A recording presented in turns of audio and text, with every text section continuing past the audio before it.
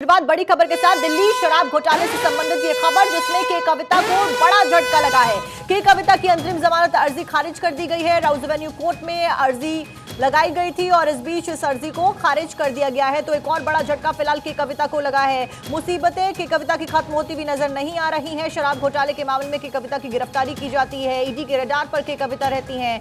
100 करोड़ रुपए की रिश्वत के आरोप, साउथ ग्रुप के साथ में अटैच रहने के आरोप के कविता के ऊपर लगते हैं। आम आदमी पार्टी को फंडिंग उनके द्वारा दी गई जिसका इस्तेमाल यहां पर चुनावों में किया गया था।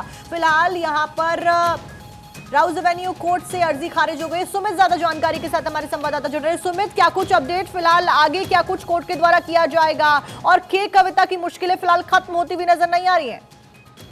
देखिए, अंतरिम जमानत के कविता ने राउज एवेन्यू कोर्ट से मांगी थी और अपने बेटे की परीक्षा के आधार पर उन्होंने अंतरिम जमानत मांगी थी। हालांकि कोर्ट ने उनकी अंतरिम जमानत याचिका खारिज कर दी है।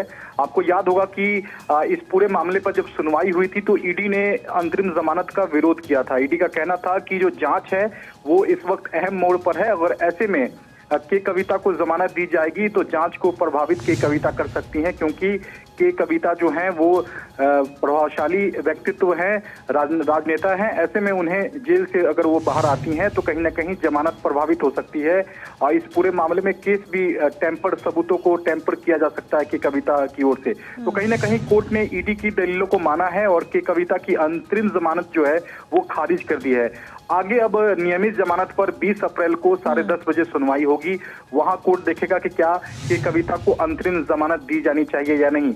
लेकिन जिस तरह से अंतरिम जमानत कोर्ट ने खारिज की है तो आने वाले दिनों में नियमित जमानत भी मिल पाना के कविता के लिए बहुत ही मुश्किल होगा, क्योंकि आपको याद होगा कि मनी लॉन्ड्रिंग मामले में निचली अदालत से लेकर सुप्रीम कोर्ट तक जो जमानत है वो नहीं दे पाता है। तो ऐसे में के कविता की जो मुश्किलें हैं वो आने वाले दिनों में और बढ़ने वाली हैं, क्योंकि ईडी के बाद अब सीबीआई उनसे पूछताछ करेगी जेल में जाकर, और उनकी गिरफ्तारी भी संभव हो सकती है।